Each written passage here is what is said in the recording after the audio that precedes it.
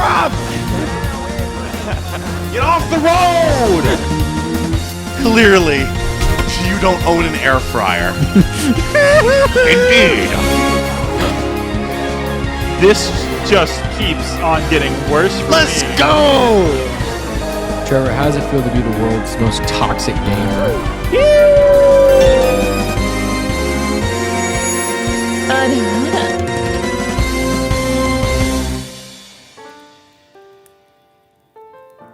Hello, everybody, and welcome to the third installment of the Goobers and Screens Book Club Bleach discussions. It's me, Kyle, and with me I got Brandon. Say hi, Brandon. Howdy. It's weird being the one to say hi.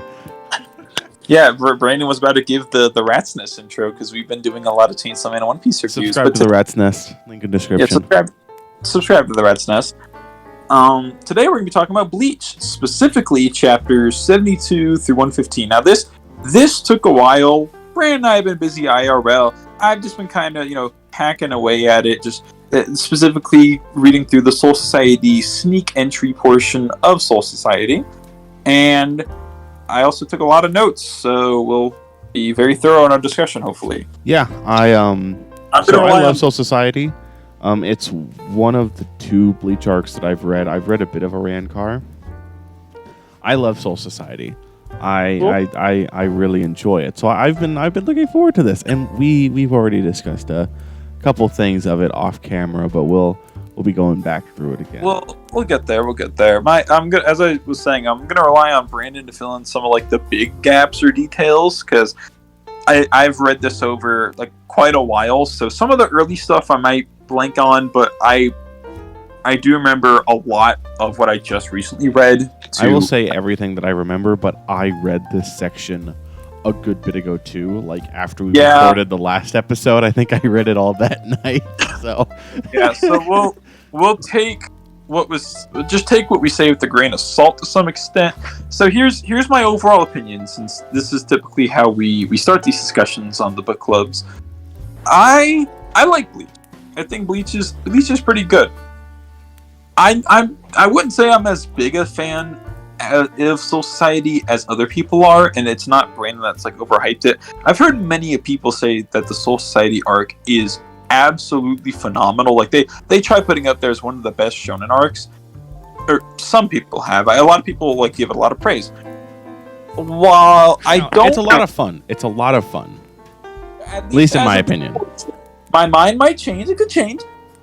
I don't hate it. First, I just want to get that out there. I don't hate it. I don't love it as much as other people might. I don't hate it either. I would say I'm above neutral in my opinions. Is that a fair assessment? I believe so. There are some things I dislike, some things that make me worried about the future of it, but majority of it has been very fun. And Brandon has clarified at least one of the two things that I've said I dislike that we could talk about later.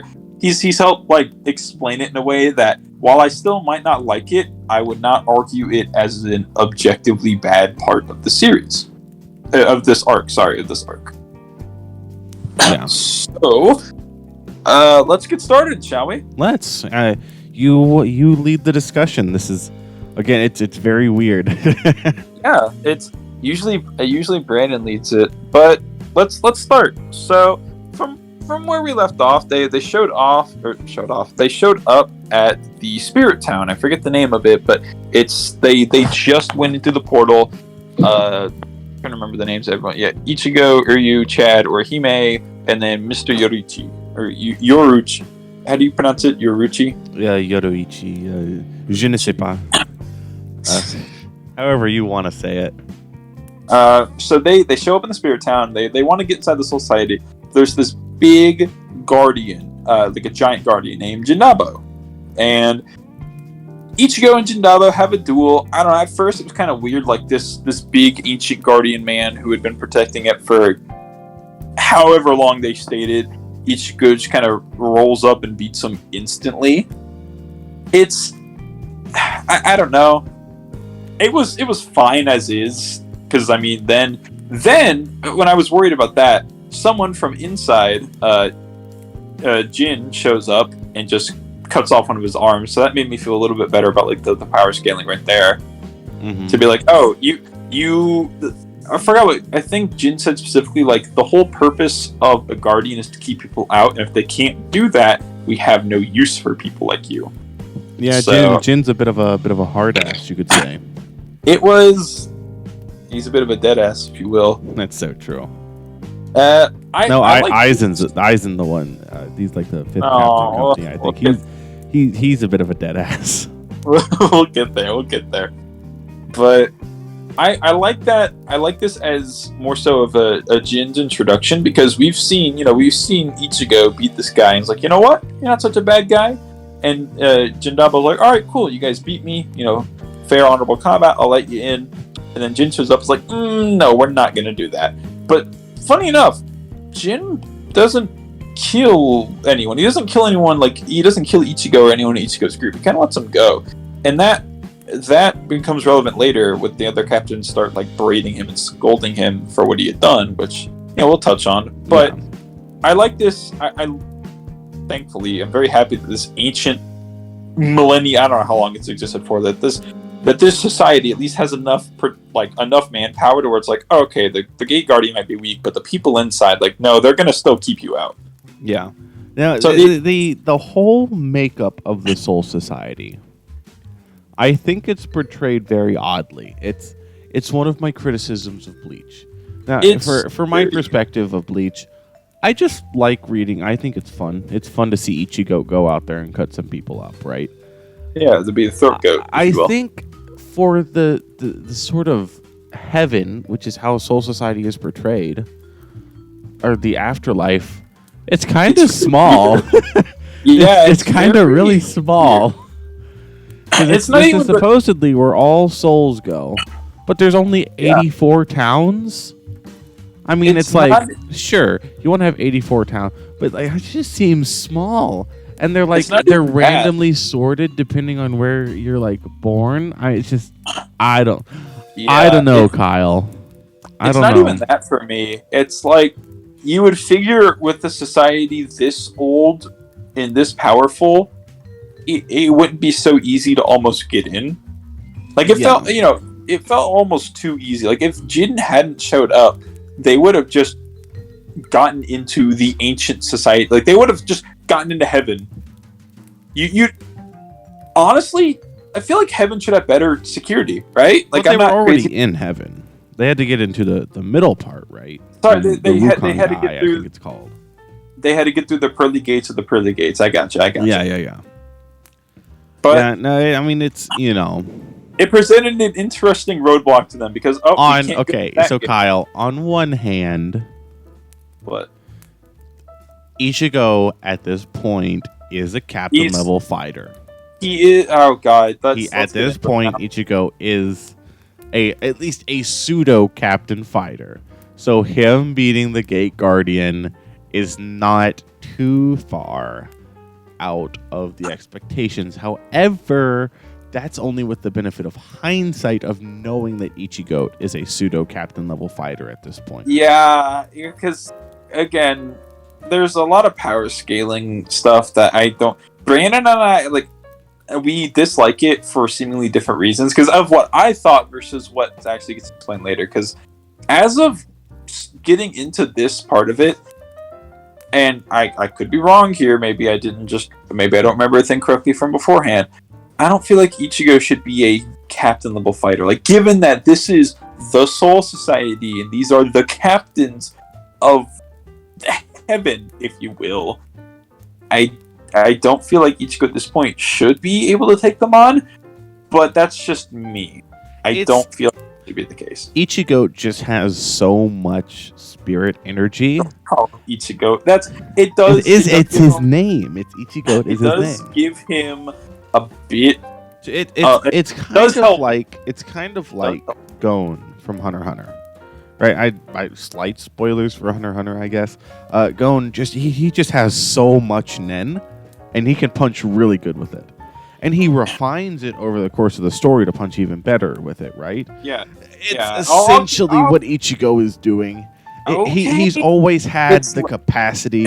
It's just actually fighting people. It's one of those. He's coming into his own more as a fighter and being able to utilize the insane amount of spirit energy that he has. It's one of those where it's like, okay, I guess. Yeah, it's one of those where it's like, guys, technically. Yeah, it's one of it's something that when you explain it, it makes sense. But it's not something that you would see. Like, it's not something that I think is foreshadowed, right? It's one of those things that's like, looking back after this happened, I guess you could fit that event into this explanation. Yeah, that's valid. However, that doesn't make it any better for being like a brand new reader to it. Yeah, I'm not defending it. I'm explaining it. Two different things. Yeah. We'll move on from this point. Like, I'll keep my initial thoughts of it. Almost felt too easy, but Jin showing up and showing like, okay, well, it's not that easy, and they have to find another way. It's like, well, how are they going to get in? All the gates are going to be sealed. They can't just climb over the wall. How are they going to do it?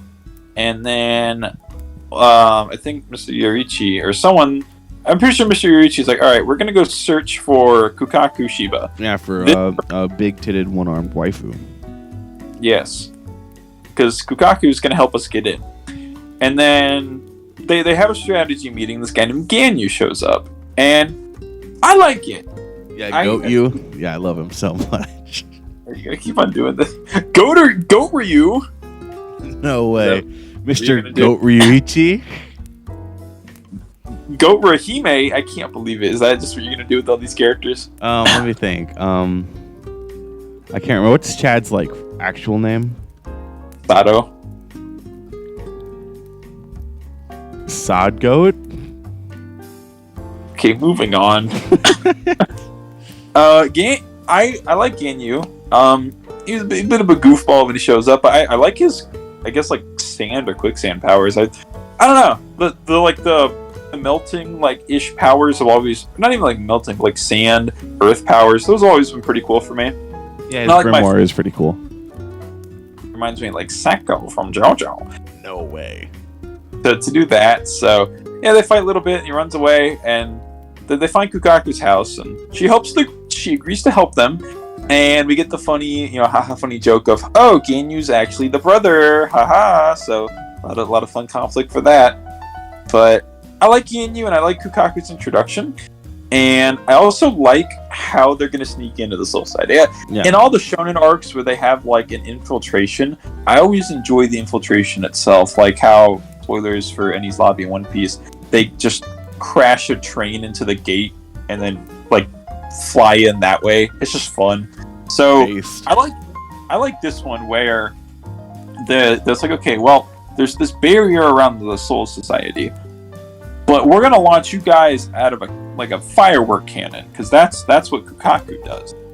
She is a master fireworks smith or something like that. Yeah. So the whole plan is they're going to be fired out of this cannonball. They're going to use their spirit energies to make a protective dome, and they're going to fly into the barrier. So that's what it is for now, and Ganyu's going to go with them to help oversee the operation and help. And I'm very happy that Ganyu joined. I know some people probably wouldn't like Ganyu, but I do think that he's a good. There needs to be another member to the team. Yeah, I don't know the Bleach community's opinion on him. I have no problem with him personally. Which this also ties into another thing I want to say. The arc feels somewhat hard to, suspension of disbelief, right? And I get it. You could easily throw this, you could easily turn this against me and the shonen I like to some extent, or other shonen. It just feels weird to me that 6 people who not just Yuryu's had his powers for a long time. Ichigo's really, really strong, just naturally, but these 6 people are just going to go infiltrate heaven and do everything that they need to do. They're going to just go, to have a sneak arc like this, or an infiltration arc, it just feels like an operation like this shouldn't work given the characters and how they've progressed so far. You know what I mean? Yeah. This might just be a personal criticism.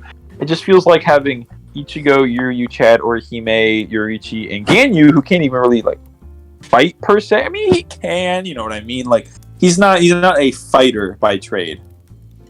Mm-hmm. So, I guess then the question is, who else would come? That's the other thing. Personally, but however, I appreciate that there are a smaller size of characters, because I've read series where they have way too many characters. Specifically, looking at Shield Hero.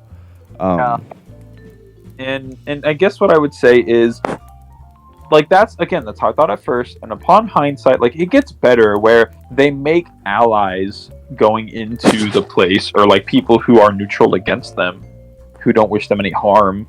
And as Brandon also said, whenever we start talking about the captains, like, at first it's just a small, like, okay, we have intruders, send a unit to handle them because the unit should be able to handle them. And then once that unit's beaten, then they'll step up their game. They're like, okay, well, these intruders are serious. Now we have to, and they're not just basic intruders. We have to take care of them now. So I understand. I can understand it. I can understand how they can infiltrate and it's realistic. It's just, for me, I wish that they had like maybe one or two other people, or people who weren't brand new to having these powers, Yeah, no, that's completely understandable. That's it for me. But anyway, that point we can touch on in a bit later, because we do get to see more of how the characters do progress. We get to see that Rukia has moved to the Repentance Tower, and we're introduced to Sosuke Aizen, who's the captain of the 5th Company. And that's correct, yes. Yeah, and he says that he believes somebody among them... Whoa, no freaking way. Somebody wants Rukia dead. If I remember correctly, that's what he's like. That's what I think is going to happen.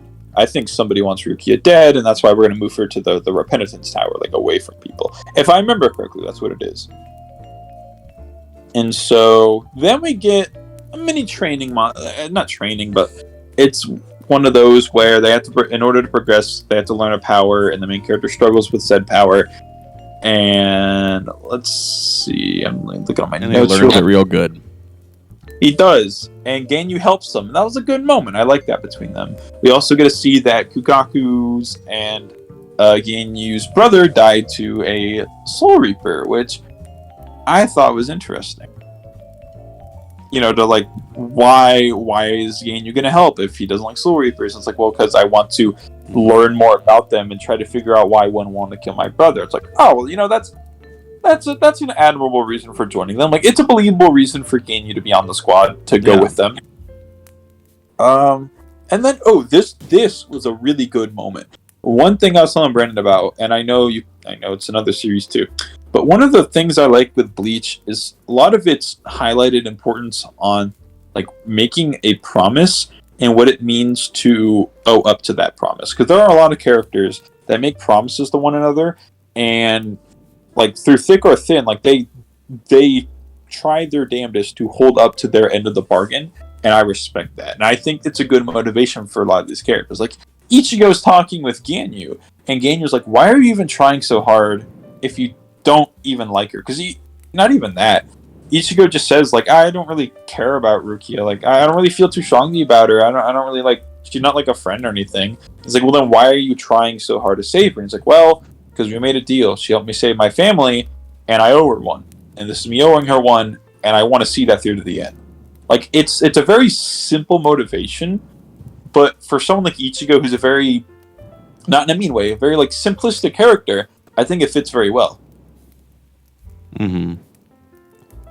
So after that moment between them, he learns the Spirit Core spell, and then the captains meet. They focus on it's a focus on Jin, and like Gin, however you want to say it. You let those intruders go, and they start talking about that.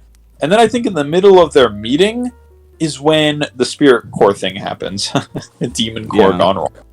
So I actually kind of like the reasoning behind why it goes wrong, where they're all doing it, and Orihime's like, Ichigo, it's take this out of context if you want. I don't care. It's like, Ichigo, it's too big. You have to control it. And Chad's like, Ichigo, it's too big. You have to control it. You want to reword that, Kyle? I said it because it would be funny. Don't worry. He's putting in too much spirit power because they have to be equal with their power. But Ichigo's whole problem is he just always is pouring out his energy at max. And even Chad's like, whoa, Ichigo, it's too big. Stop. It's so true. everyone's like freaking out about it. And yeah, Ichigo can't stop. And that causes the spirit core to like burst and a vortex happens. And I thought this was very interesting. Where in that little vortex, they get broken up into 4 groups. We get Chad on his own, Mr. Yurichi is on his own, Yuryu goes to like joins Orihime and like grabs her in the vortex to like be with her to go, like protect her. And then we get Ichigo and Ganyu, which they don't really like each other that much. So I thought it was fun throwing them together to the wolves. Yeah, it's a nice little pairing of the two of them. I do quite enjoy it. Yeah, there's some good goofballs with each other. I think all the character pairings are really good. I enjoyed it, getting to see a bit of them spread out and just get to see a bit of their different strengths. I think Chad being alone was fun to see. Oh, it fits Chad pretty well. Let's see. What am I not sure? Okay, so first, like right off the bat, we get some pretty good fights. We get Ichigo fight this guy called Ikaku from Company 11, and then Ganyu runs away from another person from Company 11. Yumichika. His name is Yumichika. I'm not going to remember that. I don't know how you say it. I'm not going to remember that. So call him Yumi, I think. I will just refer to him as the other guy who's not Ikaku. So as I said, if I was the one writing notes, I would have referred to him as that twink. So in this fight, this is where Brandon, shall we talk about power scaling for a moment? Because I feel like this is a good time to talk about some power scaling. If you wanna. So there are actually no, we can wait because there are a lot of features to go. I do like his fight with Ikaku. It was a good introduction arc into the fighting in the Society and like getting to see his whole chain spear thing. That was pretty cool. Ikaku is a really cool character. I really like Ikaku. I didn't think he would like become as not to say relevant as I didn't think he'd be like I didn't think he'd get as much screen time as he did, or sorry, page time. Let's see what happens. So they have their fight. He wins. It was a good fight. Not much, not really much professional to say there. He interrogates them about where Rukia is, and then Yuryu and Orihime get attacked. And then we see the conclusion of Ganyu running away from the other 11th Company Reaper, which Yumichika. Okay. Where am I in my notes? Okay. So we get Yuryu and Orihime fighting this big Reaper guy called Jirobo, which later, just touch on this now, we find out is actually like the little brother of Jindanbo, the Gate Guardian. Yeah, he's funny. And I like this fight for a few reasons. To say it's a fight it kind of undersells Yuri, because this guy Jirobo, he has these like flying kunai things where it's like I'm a master at using these. I put in my notes, Yuryu utterly crushes / embarrasses Jirobo. Like he absolutely just beats the fuck out of him. Like, oh, you can't throw any of your weapons. Like, I beat you. And so, and then after that, he goes to attack Orihime, and Yuryu's like, dude, you're that desperate to win? You're gonna go after a defenseless girl, and then he kills him. Yeah. It was also really cool showing off Yuryu's training, and Orihime's like, the only reason he didn't train with us is because what he did was dangerous. So just watching Orihime watch this fight was a very interesting perspective to get it from. Mm-hmm, definitely. I think it was a good fight to show off Uryu and his strength, and kind of how his strength differs from the Soul Reapers. And I think this also establishes, we know that Uryu and Ichigo are on different levels at this point. I will say we didn't know how strong Uryu was after his power up, But having Uryu fight the third seat of a different company other than the 11th, and getting to see how easily he was dispatched, also sets up the 11th company as like the strongest, the most combat-oriented company. Yeah. Versus, I think this dude was from the 8th company, if I'm remembering that correctly. I think he was the third seat of the 8th company. Yeah, I think didn't off recording you say like they're the most battle-oriented, but they're not the strongest. Well, the members of the 11th company are the strongest. Like in terms of like the general, if you put all the members of the company against each other, right? The members of the 11th company would come out the strongest. What I was saying that for was I was saying because the 11th company is the strongest company doesn't mean that Kenpachi is the strongest captain. I would say he's not by a good margin. Okay. That's what I get confused by earlier. But yeah, but no, the 11th company is like the combat company, and I think that shows in Ikaku, the third seat, being a captain level fighter himself. Yeah, we'll touch on that after Yuryu's sort of like not reintroduction, but showcasing how much more powerful he is now. We see Ichigo and Ganyu reunite being chased, and I like this one where like we have a hostage, and they start laughing. It's like that's Hanadoro or whatever his name is. Is that it? Hanatoro. Yeah. I was close. They're like, oh, he's a member of the 4th company. He's the weak. We don't care about him. So they continue running. Yeah, and they just keep him with them. Oh no! What happens is like as they're getting attacked, Chad just shows up and knocks like half the crowd away. And he had a really cool moment. I like him. I like this moment where the guys that are fighting him is like, hey, this will be over in 5 minutes. And he's like, oh, no, that's wrong. It'll be over in 2. And he just rolls up on them and knocks them all out. It was really cool. He's goated. I like Chad. He's probably one of my favorite of the group, or of all the characters so far. We see this Captain Kurotsuchi. I just put like the robot guy. That's what he looks like. Guy. Interrogate the best way to describe him. Yeah, he's interrogating Ikaku, and he's about to kill Ikaku. And when Kenpachi shows up and is like, "Hey, are you about to kill a member of my group without even getting permission from me to do so?" And then Kurotsuchi pisses off because what's he gonna do right when Kenpachi shows up? He tells Kenpachi about Ichigo, and Kenpachi's like super excited to fight Ichigo. So that's naturally. Little pin in that for now, because there's that'll be explored later.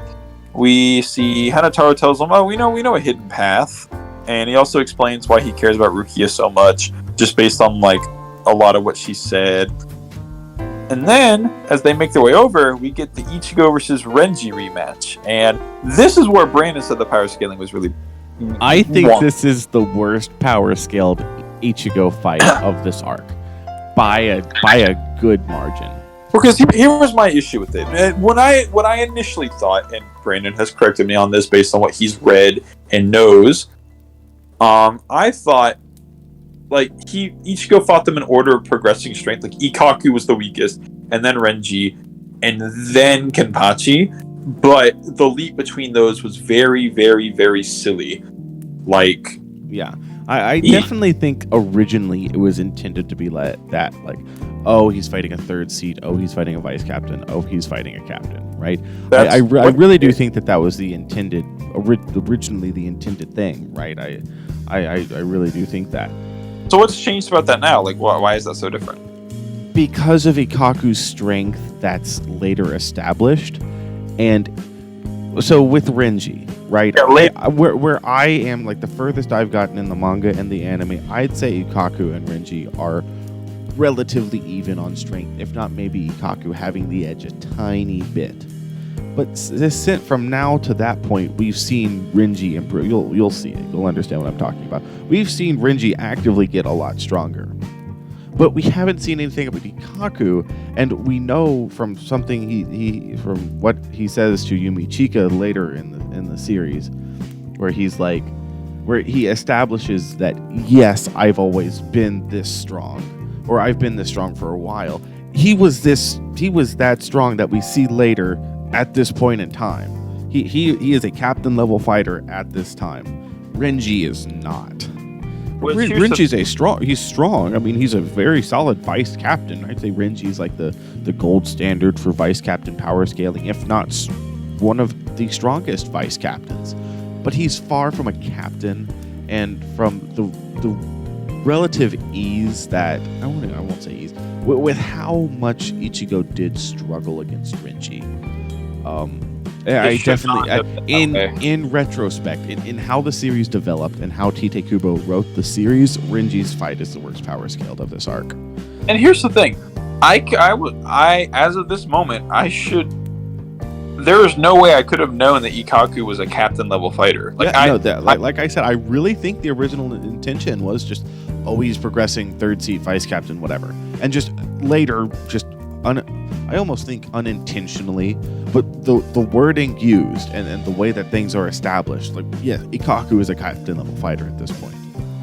So it turns into Ichigo goes toe to toe with someone who's a captain level fighter, or like near a captain level fighter, and then struggles so much against Renji. But Brandon, I've said this in my notes, Renji specifically states he's 5 times stronger now due to the power suppression. He has 5 times the.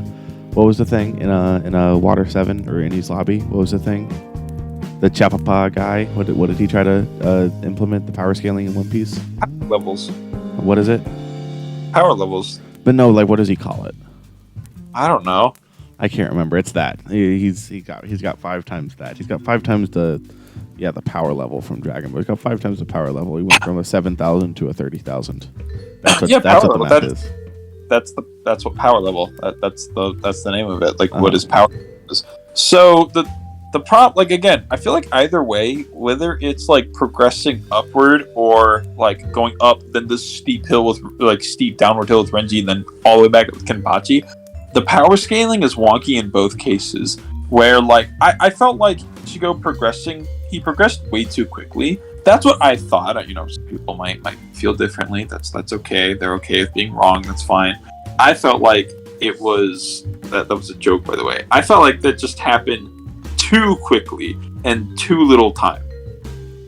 It's fair, but like I said, with hindsight, you look at it, Ichigo didn't have to improve a ton from the beginning point, since Ikkaku was already a captain level fighter. And given the training that Ichigo did with Kisuke, it's within the realm of possibility for Ichigo to get the finesse required to be captain level himself. It is, and again, there's no way, Brandon, like, I would have known that as of reading this. Like, I would not have. Nothing was established about Ikkaku being that strong. All we saw was Ikkaku lost, and that's been it for now. That's it. Yeah, I mean, even whenever I reread this originally, not even this reread, but whenever I was rereading this originally after watching the anime so many years ago, and knowing all of this, I was like, man, this power scaling is really weird. Yeah. So anyway, he fights Renji. We get a little bit of the flashback behind it, and he beats Renji. Yay! It's again after losing gallons of blood. Oh my god! People want to say other anime are bad with blood. Like, Ichigo could literally fill up like 30 bathtubs with the amount of blood he leaks. But like, I can still fight for a while. Yeah. Oh my god, my man's is a fire hydrant with blood. It's so true. But after that, we see Jin help Renji. The captains declare war on all the Ryoka, which are the intruders. We see that the one thing that stopped Renji from like hitting Ichigo was Ichigo having this hollow mask in his jacket pocket, which I assume we'll talk about later. Here's a big point. Captain Aizen is brutally murdered and hung. Imagine. I guess you could say Aizen. I guess you could say he wasn't captain level, huh? Guess you could say he was kind of dead ass at that moment. Guess you could say he was kind of dead ass, yeah. But here's the weird thing. I know Aizen shows up later. Like I've seen Aizen him. is a huge meme in the Bleach community. Well, for reasons I'll find out later. Or Aizen is a huge meme in the Bleach community. Well, I mean, will I find out why later? Maybe. Okay, because here's the thing. I know Aizen isn't dead. I know that because I played Jump Force. I've seen him. He sits in this chair. He's like eye patch. I don't know. Like, you don't have to tell me anything about that. I know he's not dead. I know he's not. But like in this moment, it's still weird being like, oh wow, Aizen, as of now, was murdered. Like, what the hell? Well, what's up with that? So we see the assistant captain for Aizen fight the co-captain for Jin, the third company, and Toshiro arrests both of them for fighting. And it's like, all right, well, you both drew your Zanpakutos. You're both arrested. And Ichigo's finished being healed, and then we get after that the Chad, and I put Sado, that's his actual name. The backstory with him and Ichigo. We get a little start of that, a little taste, a little lick. Yeah, of whenever Ichigo meets him and is like, stop calling me Chad. And he's like, it's no problem, Chad. I'll stop calling you Chad. It's just like whatever. A little bit of that as Chad's fighting, I think, and then we get the moment where Kenpachi finds Ichigo's group, and Ichigo and them are kind of shitting bricks. They're like, oh shit, this Kenpachi, like whatever's like feeling us out is very powerful. Yeah. So after that, because the fight will happen, we can return to talking about that in a bit. Where are my notes? Okay, here we are. Rengiku, how old is yes, you woman. How old is Rengiku? Legal. Okay, cool. Significantly older than necessary. You know what? I will take that. Let's see. Yeah, she passes a note on to Hinamori, the Aizen's co-captain, to explain, like, what did the letter say? Do you remember? It was like, someone killed me. I don't know. I mean, if you're reading this, I'm already dead. And then he explains something else. And then I can't remember exactly what it said, and I don't want to misquote it. Yeah, we get Kenpachi Zaraki versus Ichigo. I love this fight so much, but man, Kenpachi's power scaling is so weird. But if you turn your brain off and see big man with sword, it is a really good fight. That's like my thoughts were like, I came out of it and like, that was a cool fight, but it just felt kind of off. You know what I mean? Mm-hmm. This is one where, as you did multiple times during Hunter x Hunter, I recommend watching the anime version of this fight. It's very good. Okay. I can. If I look up Ichigo versus Kenpachi, I won't get spoiled about like a rematch or anything, will I? Like, I don't know. I'll look up Society Ichigo versus Kenpachi and watch some parts. I won't look at the comments. I'll just watch the videos. Honestly, the biggest spoilers would be whenever you type in Ichigo versus and then the autocomplete. I'll do Kenpachi versus Ichigo. I'll just send you the video. Okay, fair enough. So, like, upon looking back, upon explaining upon talking about the power scaling and all that, like, my thoughts have improved on the fight. Because at first I was like, damn, this Ichigo should not be at this level right now. But if Ikaku is a captain level, I think it's okay that he fought Kenpachi at this level. Is that fair to say? Like, yes. That's also, fair to say. Kenpachi is a weaker captain, which is weird. Which is weird. It is very weird, and I don't like it, but it's technically true because he doesn't know the name of his Zanpakuto. He has no relation. He's working solely off of spirit energy. Now, I was reading this, and I was like, does Kenpachi have more spirit energy than Ichigo? It's entirely possible, I think. Yeah, and again, like he was just brute forcing it because he did. Okay, we'll talk about this in a second, but yeah, we get the start of the fight. The kid, the hostage kid, explains that his name means never falling in combat, and we get the girl Yatsuru. Yatsuru's cool. I like Yatsuru. I think the relationship with Yatsuru and Kenpachi, like we get the backstory later. I really like it. Before starting Bleach, I remember I've seen fan art of this guy with this chick, and I was like, why is there just a giant man with bells on his hair with that whack ass hair, that whack ass design, with that adorable little person hanging off his shoulders? Bleach designs rarely miss, unless in your opinion they do. No, Bleach designs are very good. That's not even like I'm not even gonna say that they're bad. Like their Bleach designs are just really fun. I like the robot Captain Kurosaki of the 12th Company. His design slaps. He's Gucci down to the socks, bro. Dude, all their designs are great. I have yet to see a design. There might be designs I felt like neutral on, but there's yet to be a design where I say like I hate that. I will say, to be fair, I wasn't the biggest fan of Ganju's design, and I'm still not. It's whatever. If for like the character that he is, it's fine. Yeah, he just doesn't look like his family. Yeah, it is what it is. But let's see. I'm looking through some of my notes. So this is let's just like this because they had back and forth between Ichigo and Chad's thing. Let's talk about Chad's real quick and then spend some more time on the Kenpachi one. Is that all right? Because notes they went back and forth a little bit. So, Chad, in his fighting, we get the Shinsui, who's eighth company captain, and he starts fighting. He starts fighting with not fighting Chad at first. I like his introduction with Chad, where he's like, "All right, I guess I'll have to do it then. Let's just sit down and have some like tea or whatever." Yeah, and he comes in and the rose petals are falling, and then he's like, "Oh wait, that's a little bit too many rose petals." And you see his co-captain's dropping them on him, and she just dumps the entire thing. It's just a fun introduction.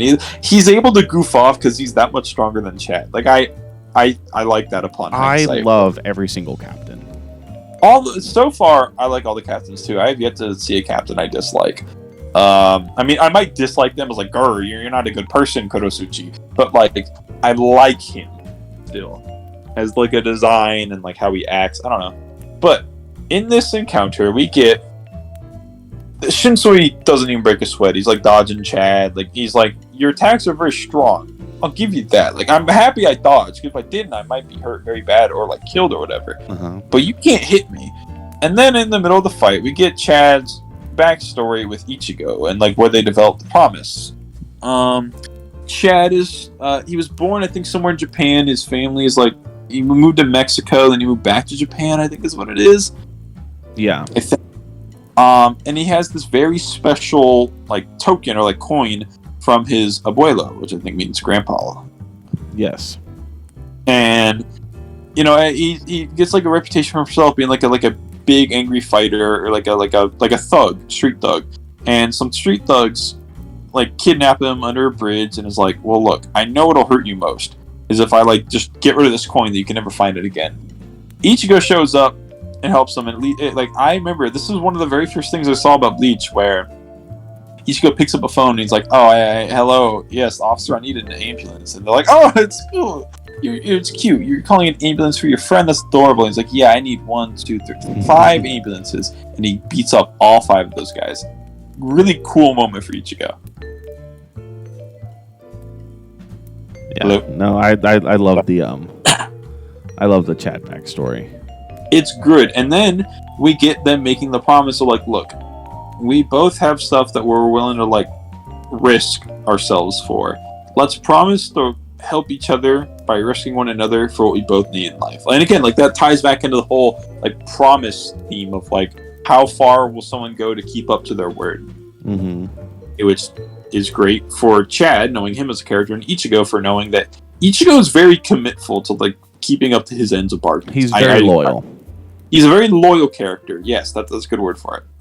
And then immediately after the backstory, Chad's defeated, and but he's not killed. Like they take him with, but like he's just knocked out. Rereading it, I cannot tell you how happy I was they didn't have Chad beat a captain, because there is no way Chad was beating a captain. Well, okay, here's the thing.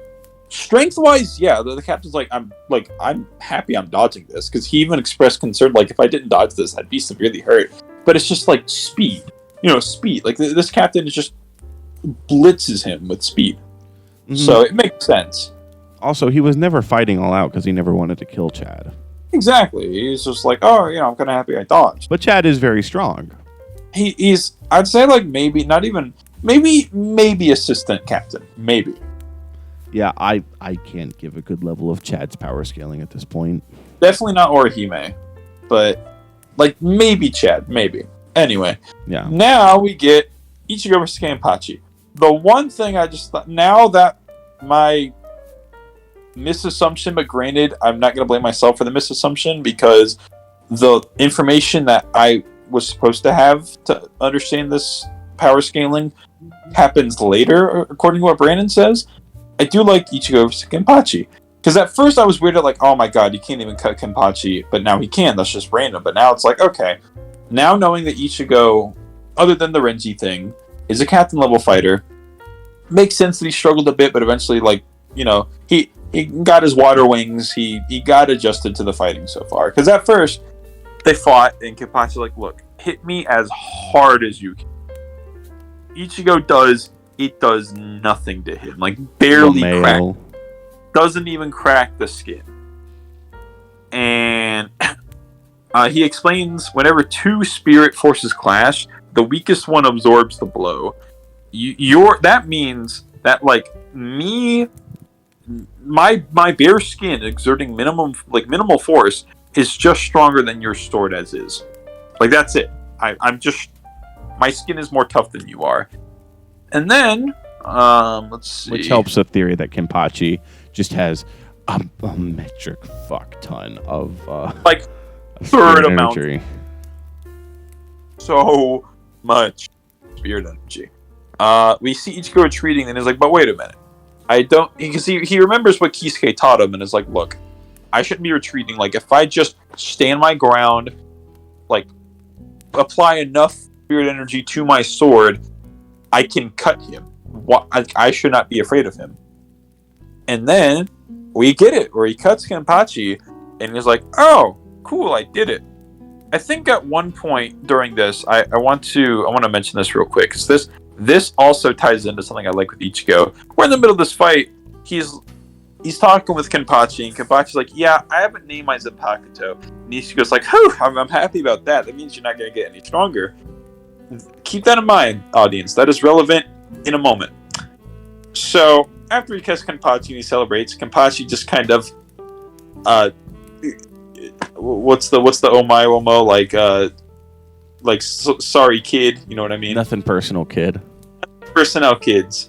He does that to Ichigo, and he's like, look, why do you think I have bells in my hair, wear an eye patch that later we find out eats his spirit energy, and he doesn't even have a sealed Zanpakuto? Because he says, like, the Zanpakuto, you know, I use it as a handicap. If I were to put my true power in this, like, it could not handle my true power.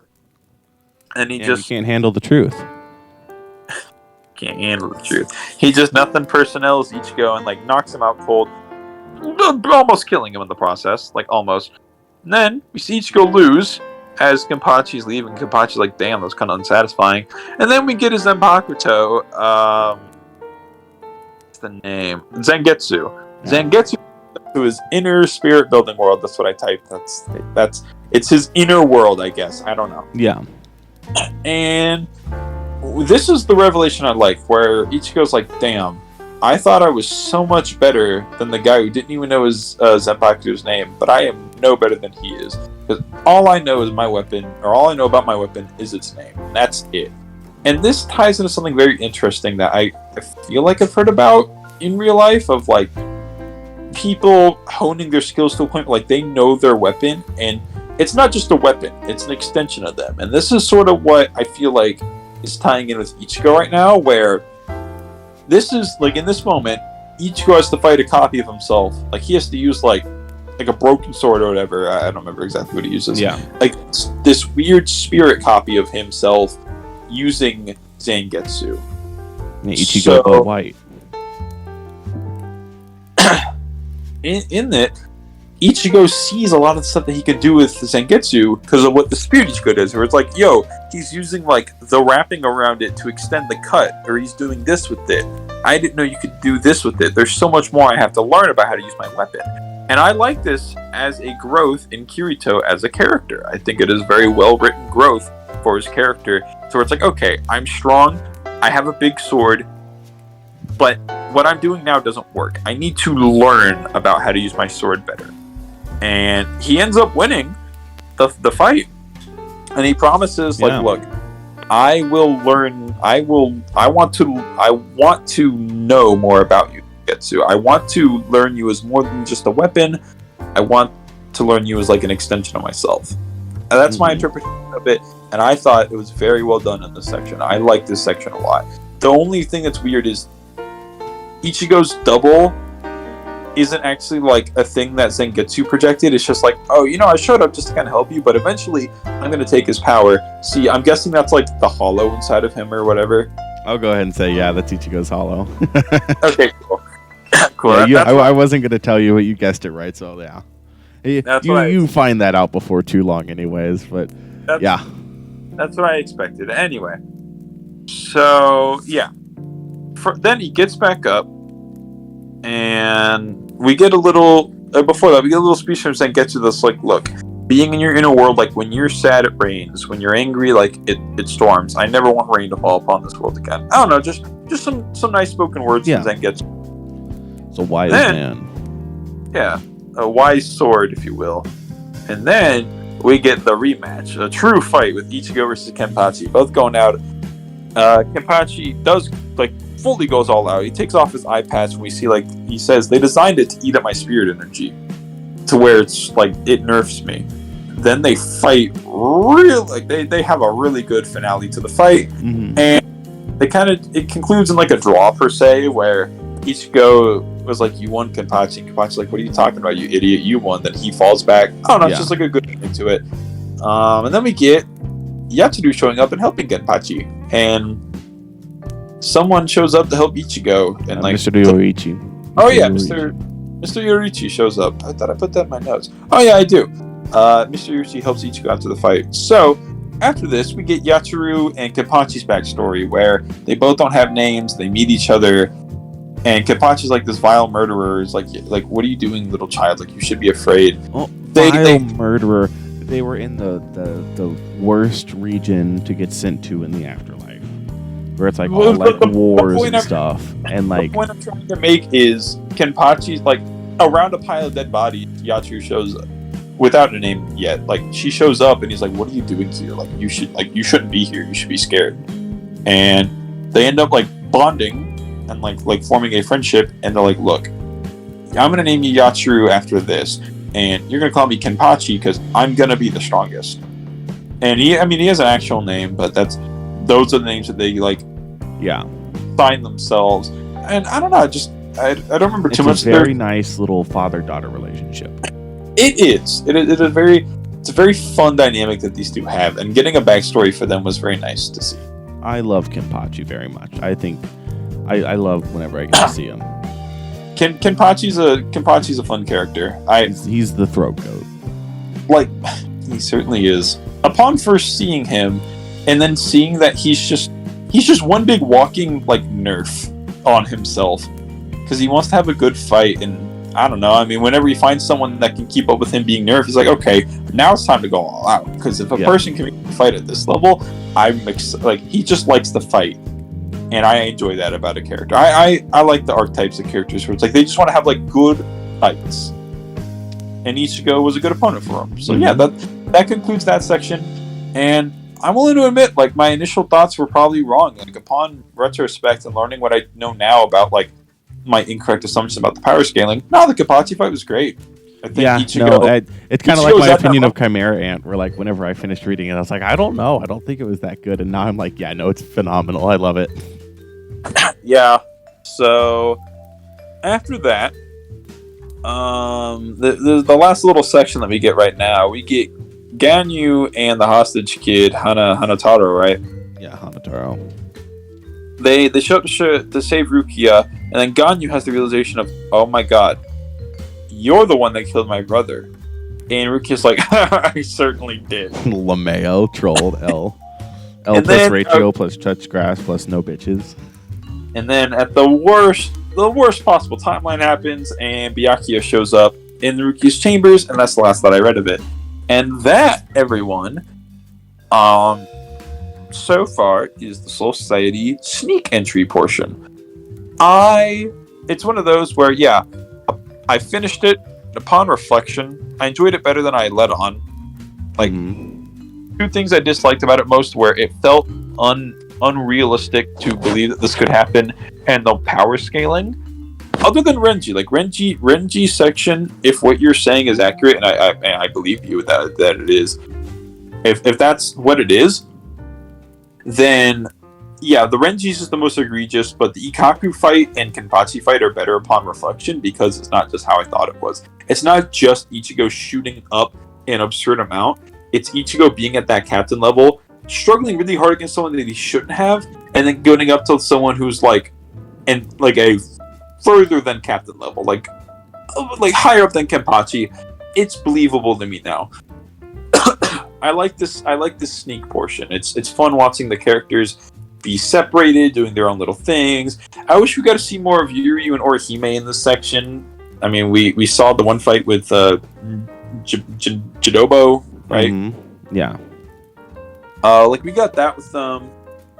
This was definitely more Ichigo, Ganyu, and Chad focused, and not much with Mr. Yorichi has happened. So we've seen half of the people we've been rooting for do stuff. We've seen a lot of stuff happening within the inner workings of the Soul Society. There's moving pieces. There's a lot happening. Aizen's been murdered.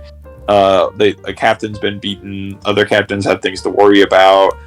So there's a lot happening right now, and I'm excited for what's going to happen next. I thought this was a very good portion of the story upon reflecting. Yeah. No, I'm willing to admit I was wrong about my initial impressions. No, you just didn't have all the context, all the future added context. Your initial opinion was not wrong. Not wrong per se, but it was a completely valid opinion. It's just that some of what I thought, it's I can see how you think that. However, later on, this revelation means that initial thought isn't true. So it's okay. Well, if that's the case, then yes, that's fine. Because again, what I say is taken with a grain of salt because I have not finished Soul Society. I'm a third of the way through what I'm reading about Soul Society right now. Well, you're halfway through. Okay, in chapter wise, well, okay. This was 43 chapters. Yeah, I'm almost halfway. I'm almost at the halfway point. Yeah. As the next bits I'm reading are chapters 116 through 151, and then 152 to 183 to cap off the Soul Society. So, any final thoughts on this section, Brandon? I really like it. Cool. Any final thoughts, Kyle? I'm looking forward to some more Bleach, man. I want to see Ichigo fight some people. I want to see the power scaling get wonky and stupid and weird and crazy. Oh, just wait. There is one specific instance in the future. It's in a Ran car. It's not in Soul Society. I don't want you to be like, ooh, where is it? There is one specific instance of power scaling so incredibly egregious. It is arguably the worst power scaling I have ever read. Oh no! And it's minor. It has almost zero impact on the story. But it's oh my gosh, how? If I miss it, you have to point it out to me. I think it would be hard for you to miss it, but I guess there is a chance you might. Well, because here's the thing. I'll point it out to you. Okay. Answer me one question. Yeah. Does it happen? Okay, because I have a lot of stuff listed here of chapters 184 through 229 are the beginning of Eren. Does it happen? Around what point? It happens in that section. I'm pretty certain. I don't think I got past 229. Whenever I was in my rereading part. Yeah. And I read it and I was just oh my gosh, that's awful. I'm excited to see it's really egregious. I feel if you know, you know, but also it was it was such a minor thing, but it makes zero sense. And you think that more so than Dragon Ball? Yeah, probably. Oh no! I mean, I'm both excited and mortified to see what you're talking about. Dragon Ball is dumb. This is just actually impossible. Oh no! Oh, okay. Is it something to do with Ichigo? No, I mean he's there, but he is not one of the two participants. Oh, so it is a fight where something happens. Yeah. Okay, well, we'll figure that out eventually. That'll be something to look forward to. So, you'll get there, yeah. and I will tell you about it. This was episode 3 of our Bleach Book Club.